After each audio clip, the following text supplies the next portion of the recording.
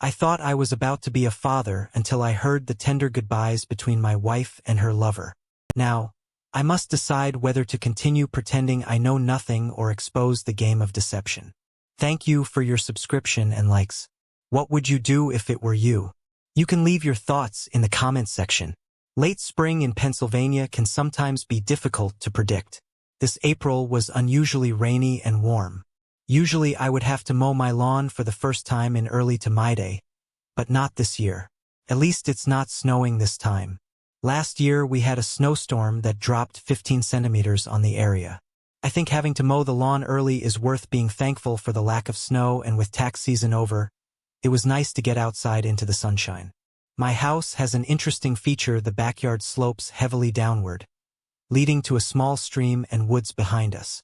When they built the house, they used backfill to level the front of the house with the road. This meant a steep slope about halfway up the side of the house. Thus the basement, completely closed at the front, ended up at the back. This allowed me to install a double leaf service door, so I would drag my lawnmower and other lawn supplies in there instead of cluttering up the garage. This was one of my favorite features of the house. I'm done with the mower and everything is in place. I'm allergic to grass, so I couldn't wait to go upstairs and shower. I had almost reached the top step when I heard my wife's voice while I was mowing in front of the house. I saw her friend's car, so I wasn't surprised to hear voices, but then I heard what was being said and it made my hand pause as I reached for the doorknob. I think I should start by introducing myself. My name is Robert Crane. I prefer to be called Tom, but in school they called me Hank after the actor Tom Brown who starred in Hank's Heroes. I didn't mind, but the show aired before I was born and it doesn't count as a pop culture reference anymore. When I graduated from the University of Pennsylvania with a degree in accounting, I was still called Hank. After graduating, I earned my CPA degree in the shortest amount of time required, and I'm currently working for a large firm in Philadelphia as a team leader doing audits and the like. It's not the most exciting position, but it pays very well and I've been able to see the inner workings of many companies. I have a special gift for forensic analytics, building financial trails to investigate things like fraud and money laundering. I'm considered an expert and was even asked to advise the FBI on 2 cases. My wife Jane Smith was a political science and business major planning to pursue a law degree. When we met early in our freshman year, I was sitting waiting for the first day of classes when she walked in. Jane Smith had a tall, slender figure like a ballerina, only with slightly larger breasts. Her long strawberry blonde hair flowing loosely over her bare shoulders was a beautiful sight. She wore a sundress with sandals that emphasized her amazing legs, smooth and elastic. The mixture of innocence and sexuality was too strong. I was overcome with instant lust. Unfortunately, Jane Smith wasn't sitting next to me and she was not assigned to my group project. Took me 4 weeks to approach her and break the ice. I made a stupid joke and she laughed. It wasn't a graceful giggle, but a full-blown laugh. We started talking and I asked her if she wanted to have coffee after class. I've been waiting for your question for 4 weeks. She smiled in response. The last 2 years of college we were rarely apart. Our parents weren't too happy, but during our senior year we moved in together. They saw how devoted we were to each other and soon came to terms with it. I couldn't imagine how things could get even better, but that's what happened. I graduated from university and immediately took a job at one of the large accounting firms in Philadelphia. I was making a stupid amount of money for a recently graduated 22-year-old. Jane Smith was accepted into the University of Pennsylvania Law School, and we stayed in our student apartment. My company offered to pay for my MBA degree, so I took classes too. I rode SEPTA to work every day, so I didn't need a car and it cut down on costs. 3 years later, Jane Smith graduated from university and I proposed to her during a birthday dinner at Morton Steakhouse in Rittenhouse Square. 6 months later, we got married. Jane Smith accepted a position as a deputy district attorney in the Bucks County District Attorney's Office, which is north of Philadelphia. We decided to buy a house in Down, which was the county seat and had a courthouse. The regional rail line also ended there, so I could take the train to work every day. It was an 80-minute drive one way, but it was better than driving on the Skoll Expressway or I-95. Jane Smith and her mother found a home. It was a great starter home with 3 bedrooms. One bedroom was equipped as an office with 2 desks. I will sometimes work from home and Jane Smith needed her own space for her legal work. The other bedroom will be the guest room and, of course, the last room will be our master bedroom. It was also close to her parents' house. Jane Smith convinced me that this was a built-in nanny option once we had kids. I was an only child and always wanted to have brothers and sisters. Jane Smith and I had talked about having kids since freshman year and agreed to wait until Jane Smith was settled in her career before we started trying. But now we've reached this point, and 2 nights ago we agreed to stop taking Jane Smith's birth control and start trying for a baby. I was happier than ever before, and then I heard something that made my hand linger on the door. Knob Hank and I decided it was time for me to get pregnant. Jane Smith announced excitedly. This delighted her friend Emily Davis.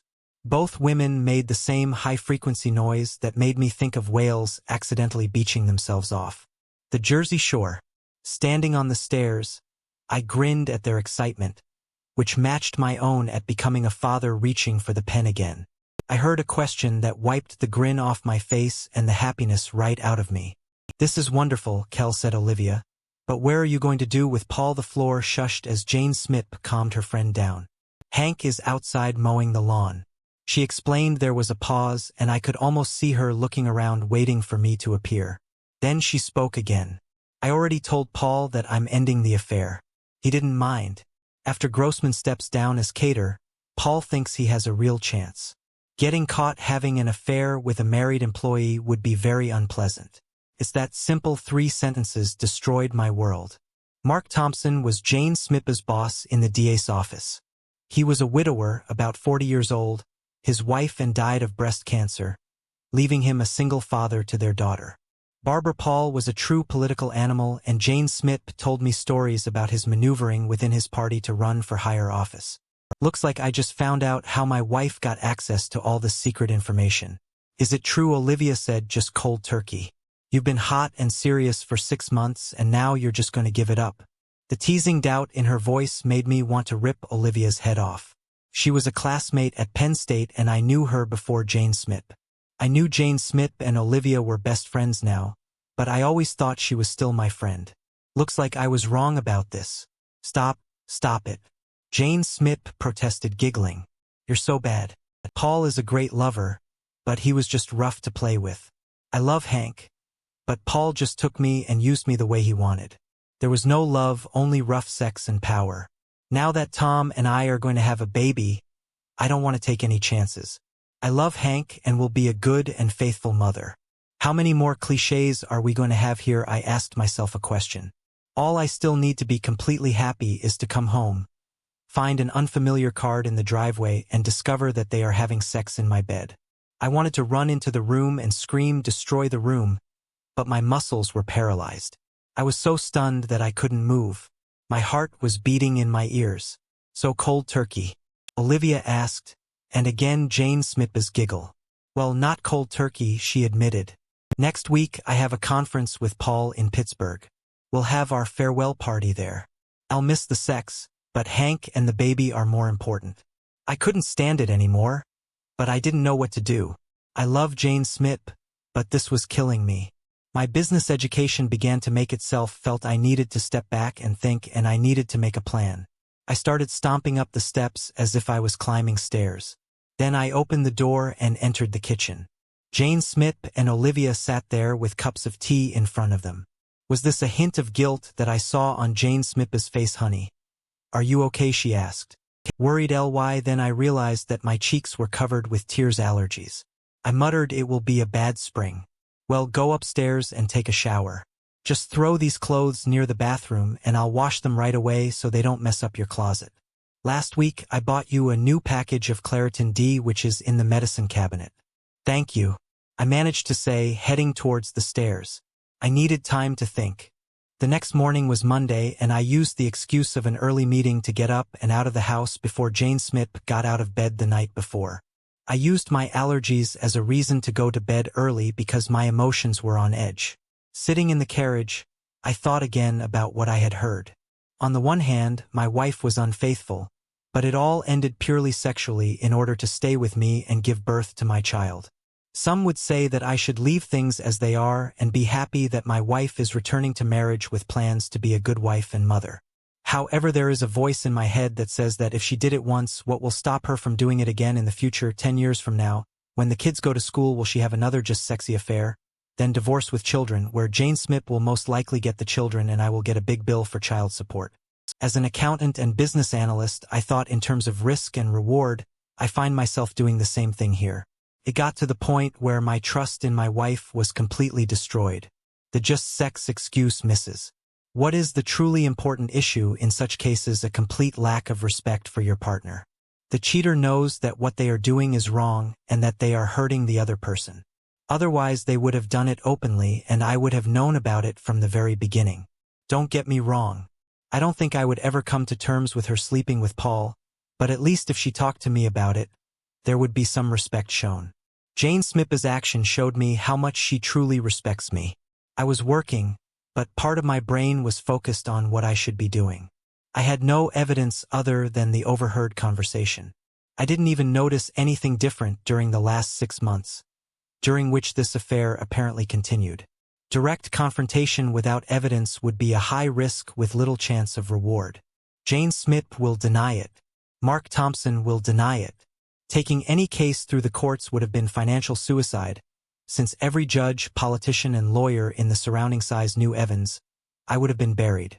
To keep his clear, I thought about just leaving and starting over somewhere else. It was tempting, but the house would be like an anchor around my neck. Jane Smith couldn't afford it on her salary alone, and we had almost no equity. She would have to sell it almost immediately to avoid foreclosure, and in today's market that was unlikely. It would ruin both my credit reputation and hers. Being a CPA with a bad credit history is not the best decision when looking for a new position. How can anyone trust you with other people's money if you clearly don't know how to handle your own? I needed proof before I could do anything. I would have had them, but they came from the most unlikely source. 3 days later, I kept myself under control but still had not found any evidence to support what I had heard. Her personal laptop was clean. No secret email accounts were discovered. No sexy lingerie hidden in a box in the back of the closet. No receipts from places she shouldn't have gone. Absolutely nothing. Then Jane Smith called me at work and said we were invited to a political announcement party at Paul Evans's house on Friday night. I assumed this would be his big announcement of his candidacy for a seat in the U.S. Senate. I had thought of a big reveal, but I still had no proof. Damn it. We arrived just in time for the big event. Evans had a large mansion near Washington Crossing with a small horse farm in the backyard. A large tent was erected for all the guests, and when we walked in there, stood the man himself, Mark Thompson, at the head of the reception line. Like he was a king as a widower. Evans did not have a wife to play hostess to, but he clearly recruited his 21-year-old daughter for the role. She stood next to her father, greeting guests as if she had been born to do so. When it was our turn, Evans smiled broadly at Jane Smith and exclaimed, "Jane Smith, you did it, how wonderful." He kissed my wife chastely on the cheek. Then he turned to me, "Robert, I'm glad to see you again. I would be lost without your wife, but as I understand it, I will soon have to give her up when you start expanding your family." He laughed at his own joke. "Just let me take her when you're done with her and there won't be any hard feelings." Laughter again.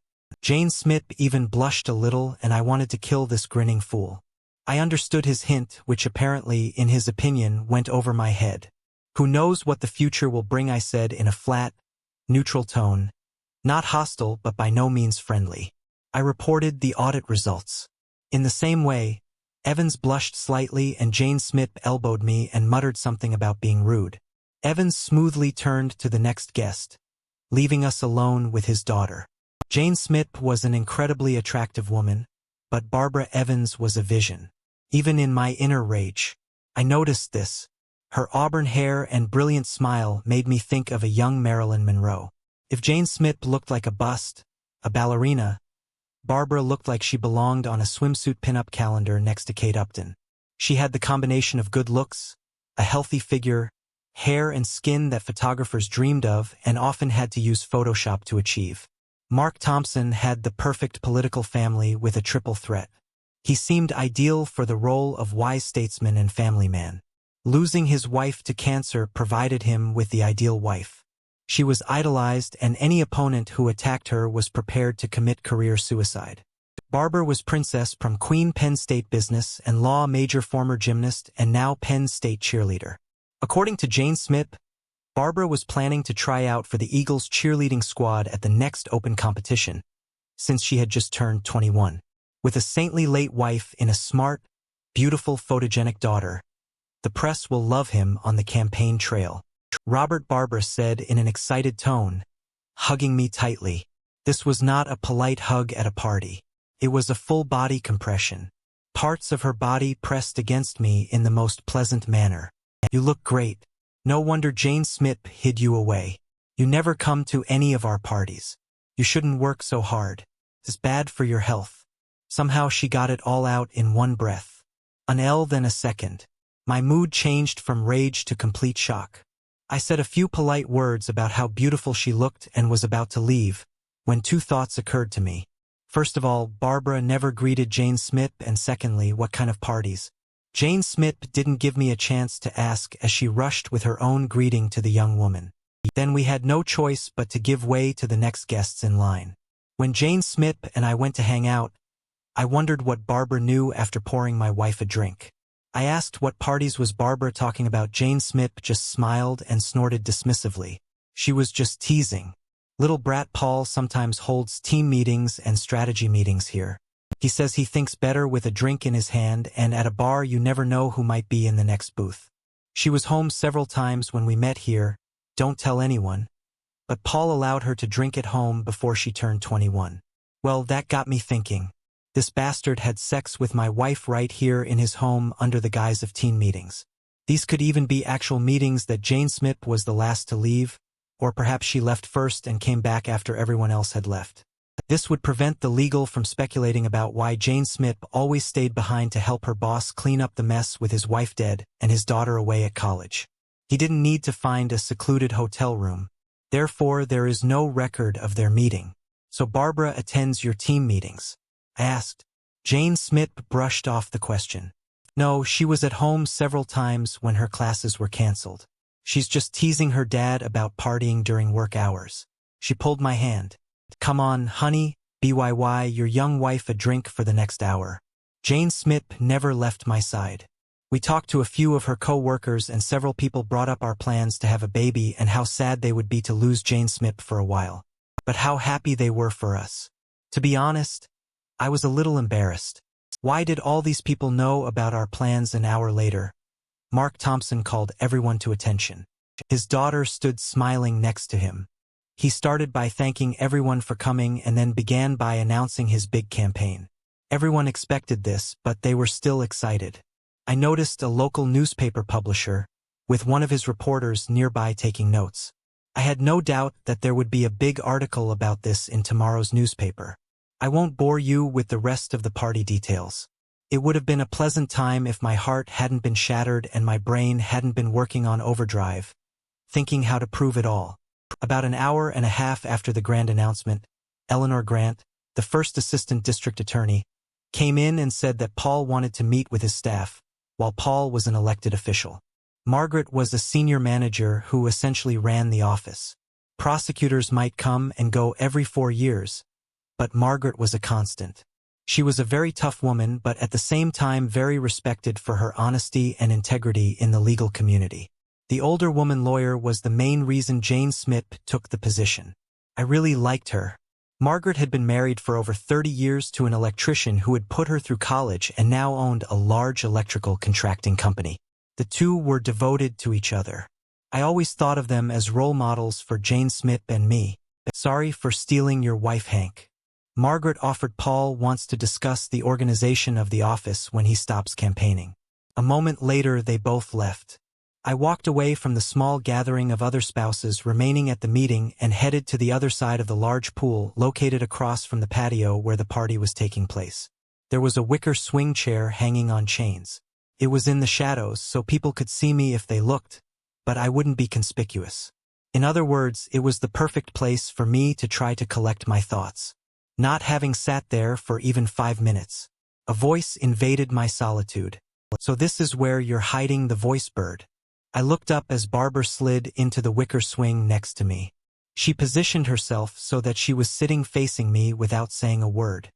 Her little black dress sat on her tan hips so that it hugged her body, hinting at what lay underneath without revealing anything seductive and innocent at the same time. It speaks volumes about my state of mind that I noted this almost academically. "You look like a person who has the weight of the world on his shoulders," she commented. I didn't really want to talk about this with my wife's lover's daughter, no matter how sexy she was. We were very busy in the office. There are a lot of audits going on. I said to end the conversation. "Is it true?" Barbara asked interestedly. "I just finished my last accounting course at university. We taught several classes about the use of forensic accounting in law enforcement. I thought it was very exciting even in my grief." I replied incredulously. "Well, it's not sexy or anything, but it really is a detective's job to gather all the right pieces of information from a ton of other facts and put them together to get a clear picture. Plus, since some people try to hide this information, it becomes even more difficult. Most people don't think so." I admitted. Barbara began to talk in detail about what she had learned in the class and why she enjoyed it so much. I must say that I was impressed. I've had people finishing their internships at firms who couldn't speak so well on this topic. Focusing on her words really helped me push aside both her appearance and, more importantly, the anger that was simmering deep inside me. I felt immersed in the role of mentor. This helped me push the emotional turmoil a little into the background. "You really like the course," I remarked. "It looks like you have mastered the topic very well." Barbara blushed at my praise for a moment. The pinup girl disappeared, and I saw a sweet girl genuinely touched by my simple praise. "I really thought about joining the FBI when I finished school. Dad wants me to either become a prosecutor or go work for one of his friend's law firms. I don't think this is what I want to do. You should follow your own dreams, not your father's dreams," I advised. Not that I was against ruining that freak's plans. I worked a little with the FBI when audits revealed something criminal before Barbara could respond. Jane Smith stepped out of the shadows. "That's where you disappeared to. You didn't do anything indecent?" she asked teasingly. Barbara turned to face my wife with a beaming smile. "We were just talking about Tom's work. We were just discussing this in class. I wanted to get an expert's opinion." "Well, Hank is like that," Jane Smith said proudly. "I looked at one of his audit reports, where an employee embezzled money using his boss's login. Hank realized that some of the transfers occurred while the guy was on a business trip, but the login was done from the corporate office. Most of us would have stopped when the boss was identified." Hank continued to dig. "I could have gotten a conviction against this employee." The first day out of law school, Hank left prosecutors with nothing to do in the case. Jane Smith looked at me with pride on her face as she told this little story. This confused the hell out of me. How could she be proud of me and claim to love me while she was in a 6-month relationship with her damn boss? A hint of confusion must have crossed my face, because Jane Smith asked what happened. "Dear, nothing." I answered, "I was just thinking about the problem." "Well, stop, it's a party," Kel said, admonishing me. She barely caught her breath and said, "Hank, you will never be able to guess what opportunity." One was given. "Paul and Margaret want me to do some admin work, as I plan to go on maternity leave as soon as your job is done. This way, when I leave, there will be no more hanging items. I will work directly for Margaret." Something in my heart skipped a beat at the thought of Jane Smith being away from that bastard Paul. A second later, my hopes were dashed. "I'll have to travel sometimes." Jane Smith continued, "I'll be delivering important papers to Paul during the campaign, so I won't be involved in his campaign, but I'll get to see some of the behind-the-scenes action. This will be so much fun." I felt my heart shatter again. I know I heard Jane Smith say she plans to end the affair so we can have a baby, but I can easily imagine her being unfaithful again in anticipation of being on the campaign trail, and if she gets pregnant, who's to say it will be my child? Paul is approximately my size and color. Without a DNA test, this would be very difficult to determine. My rage began to rise, but I suppressed it. Now is not the time. Barbara began talking to Jane Smith about her new position and the campaign. They soon became engrossed in conversation, and I was forgotten. I took this opportunity to pull myself together. After tonight, I'll start planning. I needed to somehow counteract Paul's political power, but to be honest, I had no idea how to do it. 2 days later, the answer came to my office. Your meeting for 400 is already here. My administrator called through the open door. I looked at my Outlook calendar and didn't see anything booked before I could answer. She came in. Barbara Evans, hey Hank. She greeted as she entered. Her long auburn hair flowed over her shoulders. She wore a light sundress that showed off her gorgeous legs and strappy sandals that hugged her legs almost to her knees. Her breasts were modestly covered with no cleavage, but the material pressed against her chest in a suggestive manner. Two thin straps held up the dress, leaving her arms bare. I was speechless as I watched her enter. I hope you don't mind. Barbara began. She closed the office door behind her. I informed Mary that we had a meeting to discuss my career and Jane Smith's employment under my father. Politely, I rose from my chair. As she entered, glad to see you, just working on some reports. I mentioned, gesturing for her to take a seat in front of my table. After she settled in, I joined her. What did you want to talk about? Barbara's expression shifted suddenly. The previous happiness vanishing. I think you know, Tom. I saw it in your face when you spoke to my father. She said, I'm really sorry he's causing trouble. He's a good guy. I responded, taken aback. This wasn't what I anticipated. What are you talking about? I asked cautiously. Barbara didn't mince words. My father having an affair with your wife, she stated bluntly. I leaned back in my chair, taken aback by the directness. Did you find out recently? Barbara asked softly. I nodded. I'm really sorry. How? When did you find out? I inquired. About 3 months ago. Barbara admitted. I don't know when it started, but I found out in February. One Friday I came home early and they were together in our jacuzzi. I took photos and even recorded them running naked into the house. There was a full foot of snow on the ground. Barbara revealed. My shock was palpable. Did you take pictures of your father in that situation? I asked, incredulous, and could I get copies? I added hastily, considering the potential use in a divorce. Barbara reached into her bag, producing a large envelope. Here are photographs from that day and several others. She said Dad installed a security system in the house. The entire exterior is covered and several interior rooms have cameras. Stunned by this revelation, I realized that Paul's daughter had provided everything necessary to dissolve her father's marriage. Why? I queried, trying to understand her motives. Barbara's sad expression morphed into anger. Because I hate him more than you ever could, she spat out. I remained silent, allowing her to continue. Dad met Mom when she was a college student. He was an aspiring lawyer assigned to the sex crimes unit in Philadelphia. Barbara explained. Mom came to study from Ireland, her family well off, but died in the Lonari bombing. She came here to escape the turmoil. Her voice softened as she recounted the past. Mom was involved with some guy who ended up putting her in intensive care with his violence. Jane Smith paused and placed a thick book on my table, adorned with greenery and lace. I found her diary after she passed away. She had a penchant for being submissive in relationships, enjoying the dominance of a strong partner. This guy took it too far, landing her in the hospital. My father was assigned to the case. They met. He went to jail, and a year later they got married. My father was always ambitious. He snagged a smart, beautiful woman with an exotic accent, while Mom found a protector. Barbara recounted. I came along. A few years later, Dad wanted me to pursue gymnastics, thinking an Olympic-bound daughter would boost his political career. Do you know how most gymnasts' careers end? I shook my head. I never thought about it, I replied. Barbara smiled. They call it the 3Bs: boobs, butts, and boys. I got the first one. I was pushed into cheerleading, supposed to be the all-American girl. I didn't mind. I loved performing, but by 16 I realized I was just a pawn in my father's ambitions. Mom knew about it almost from the start.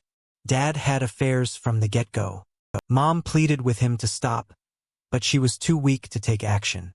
Divorce wasn't an option for her. Being a devout Catholic, Barbara paused, gathering her thoughts. Sometimes I wonder if her poor response to cancer treatment was subconscious desire to die or actively sabotaging it. Anyway, I was with her in the hospital when she passed. The official story is that my father went to court and a murder case, forcing the doctor to change the time of death. In reality, he celebrated by having sex with his assistant in her apartment, presenting my mother as a trophy. The press ate up the story of how they met a heroic prosecutor saving a battered woman, but that bastard himself beat her more than once and I witnessed it.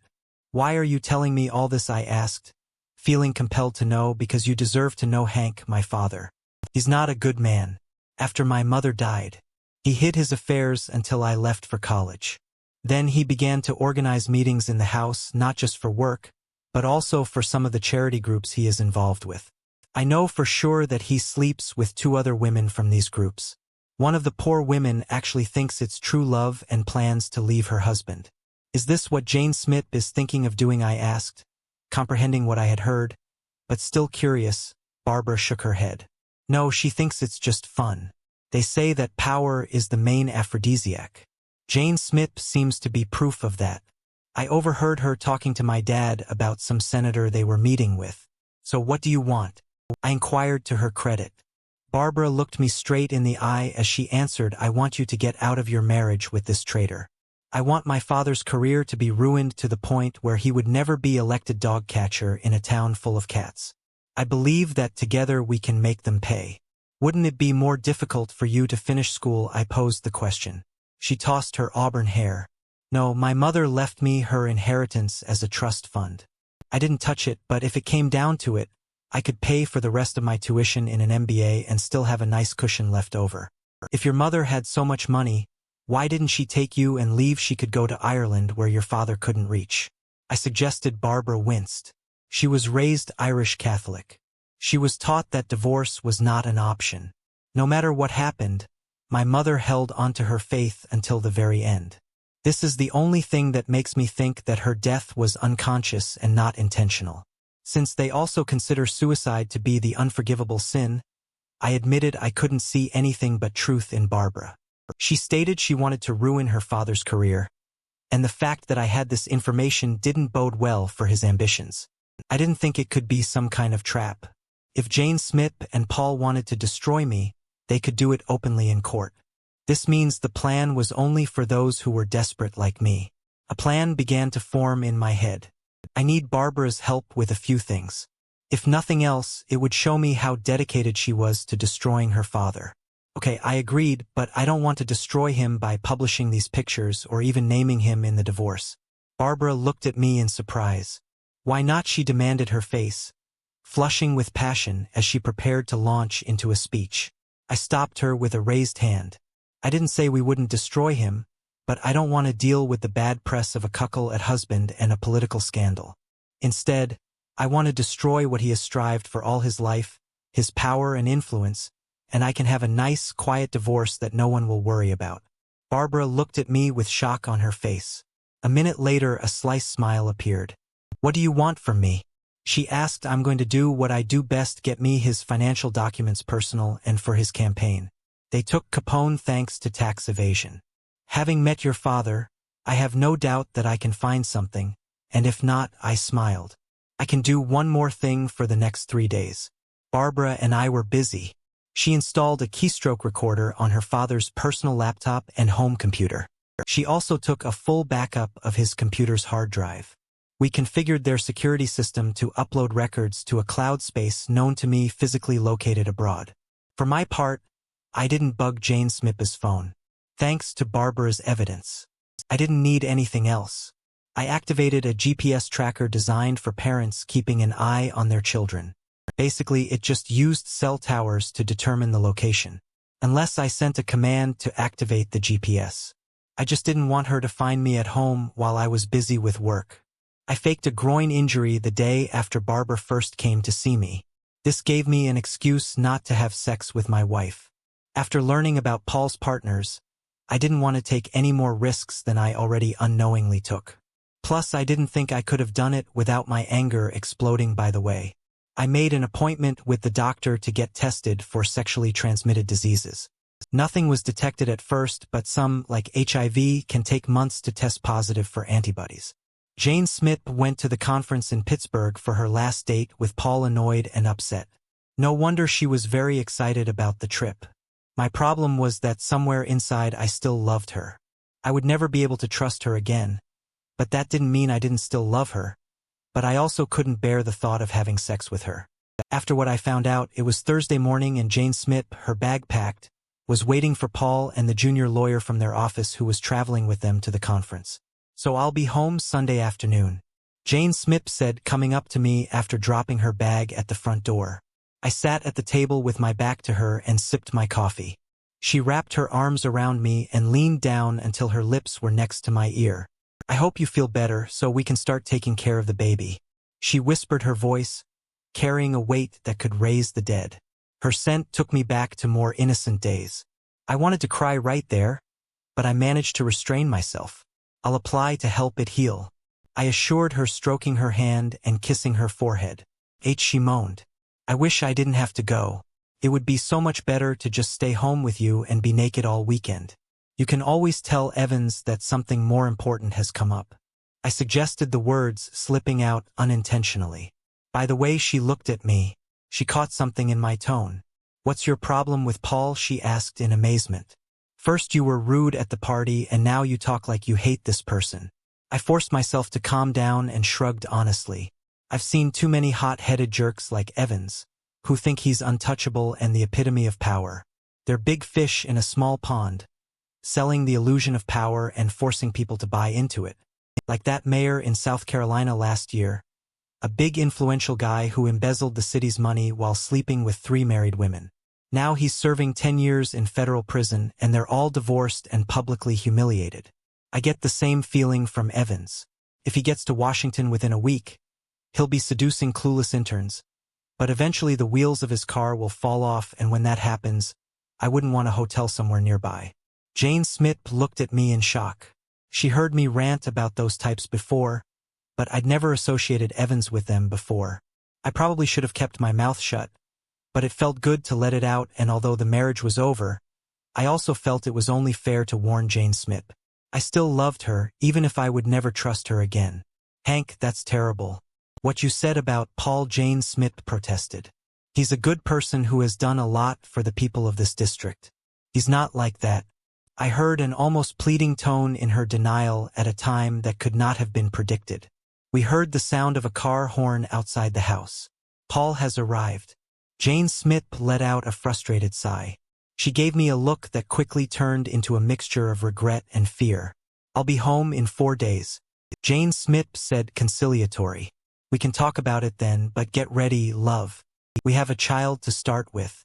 Then she wrapped her arms around me and kissed me passionately. I responded with an equally passionate kiss. Have a nice week, she breathed. I love you. I love you too, I replied. She grabbed her bag and opened the front door. Bye, dear, she called over her shoulder. Goodbye, Jane Smith, I said, then I closed the door. 30 minutes later, I left by train for the city Barbara, and I had an appointment with the FBI. It turned out that I did not need to prepare any evidence. I would rate Paul Evans's embezzlement skills as moderately smart. Barbara and I met at her off-campus apartment to review the documents she had pulled from his computer. Overall, pretty standard methods.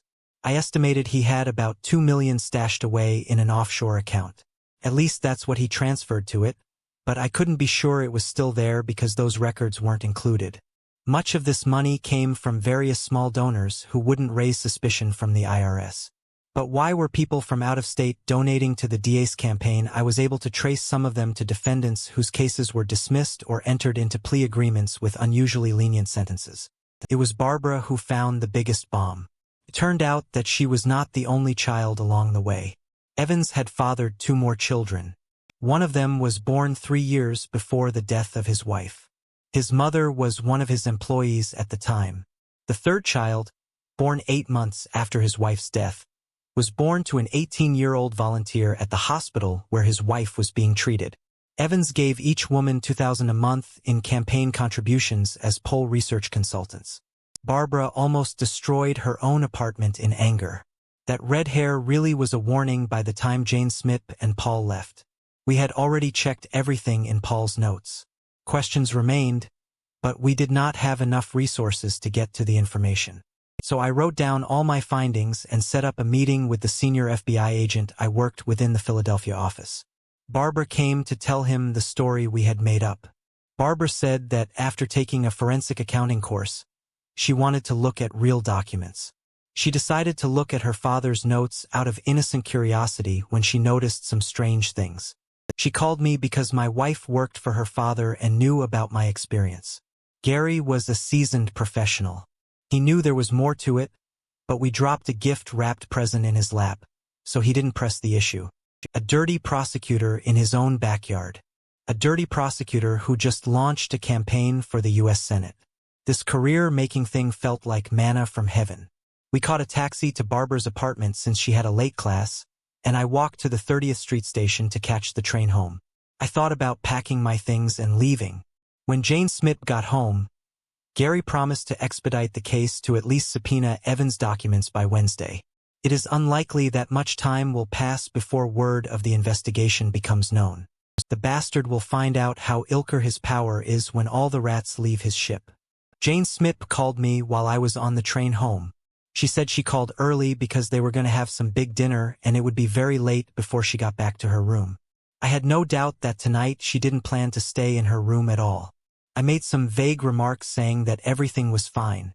She caught my distracted tone and asked what was the matter. I just had a meeting with some FBI agents about something. I replied I'm in the carriage and besides the investigation is still ongoing, so I can't talk about it. All this was completely true. Looks like it really got to you. Jane Smith said worriedly. Yes, this case will be terrible.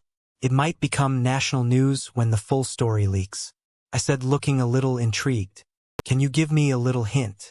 Jane Smith asked. I couldn't resist corrupt politicians' bribes, money laundering, sex, adultery, children, any of my friends. I darkened. I've already said too much. If I say anything else, the Bureau will shut me down. Oh, you're no fun, Jane Smith pouted. Don't worry, love, your secret is safe with me. We said our goodbyes and she switched off when I entered the house. It all just amazed me. My marriage was over. We dated and were married. We were together for 10 years. I never expected to be single again, but now that's exactly what I was about to do. In the end, I just sat on the couch and waited for the sun to set. I felt like I was watching my life sink into the horizon. I was just watching. It was many hours after sunset before I moved again. It was midday on Saturday when I came out of my self-pitying fit. I won't say I didn't deserve some slack, but I knew I needed to shake things up. Ironically, I was mowing the lawn again when I saw a BMW convertible pull into my driveway. I stopped the mower and watched Barbara get out of the car. The first thing I saw was her long, pale legs sticking out from the driver's side. She was again wearing sandals with thin cords that wrapped around her calves. They always made me think of the ancient Greeks. As she stepped out, I saw her sculpted legs flex, indicating strength beneath her firm flesh. In keeping with the Greek trend, she wore a pure white toggle-like dress that ended mid-thigh, but with 5 centimeters of lace at the bottom, allowing her upper thighs to be seen. The dress was made of a light silky material that hugged her curves and tended to be semi-sheer. Her perky breasts were supported by a bikini top that was visible through the dress. Her arms were free of everything except the light freckles that dotted her skin on her upper arms and shoulders. The dress only went down one shoulder, leaving the other bare. Long red hair fell in waves onto the same shoulder. However, it was her gray-green eyes and smile that caught my attention. As she approached me, I turned off the engine and greeted her. Well, you look better than I expected. Barbara said. I half expected to have to take you out of the bottle or off the ledge. I snorted. Last night, I had a lot of thoughts about both options. We had to do this, I said. Besides, it distracts me. Have you met with a lawyer? She asked. I shrugged. I did it on Tuesday before they left. The documents will be ready on Monday. I agreed to audit a client in Austin and leave on Tuesday. Usually I spend 3 days on such business trips and then work remotely until I complete the report. In this case, I will be there for all 3 weeks. I shrugged again. This is probably a coward's way out, but I don't want to be here when all this mess starts brewing. I saw a grin on Barbara's face. She knew that this would draw attention to her as the daughter of this bastard. Well, I'm glad you're thinking ahead, the redhead said, but I realized that this is what you are good at. That. Smile again. Now I can plan too. Okay, here's my plan, Barbara announced. I'll help you finish your work here and then you'll come to me. We'll have fun and you'll even be able to look at me crazy. I have a swimsuit that you will absolutely love. I try to perk up. Barbara, I'm still married. I protested and I don't think I'll be ready for anything for a while. You need to let off some steam before you explode. The sexy redhead insisted. Besides, you know the old saying, what's good for the goose is good for the gander. Her gaze was playful, sly, and artless at the same time. I couldn't help but laugh in one of those bizarre coincidences that proves that truth is stranger than fiction.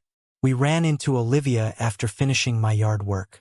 I cleaned up and we went for a late lunch at a nice restaurant.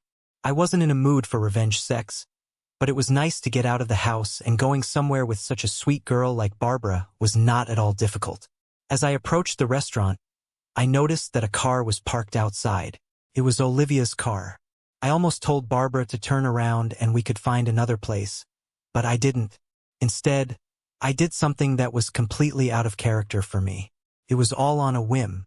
After all my careful planning, something just snapped inside me.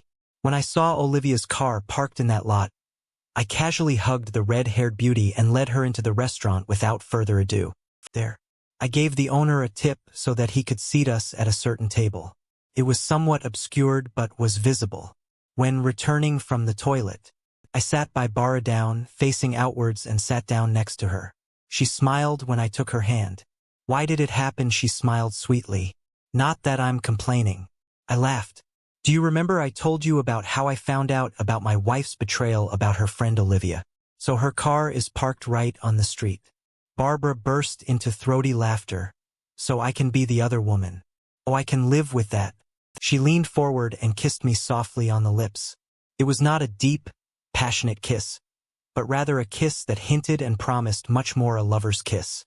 Our dishes arrived and I frankly enjoyed myself. The tricks were forgotten, as I enjoyed Barbara's company. Her witty sense of humor was killing me. I've never heard a counting sound so dirty before. I happened to look back and noticed Olivia walking past us. I pointed it out to Barbara. Oh my God. She giggled. I was so looking forward to this. With that, she leaned forward to kiss me. I felt my hand reach under the table and rest on her leg. The skin of her thighs was so incredibly soft and underneath were firm elastic muscles. The touch was electric. I was so lost in the sensation that I was surprised when Olivia screamed at me. Hank, what the hell are you doing? She shouted at me. Who is this woman running away from your wife while she's out of town? I thought better of you. I have no doubt that the entire restaurant ate her. I let go of Barbara and turned to look at my ex-girlfriend. What's your problem? Liv, it's just a little carefree sex. Before Jane Smith and I settle down and have a baby, and could you keep it down? People are trying to eat. Olivia stared at me as if I had hit her with a dead fish. What she began.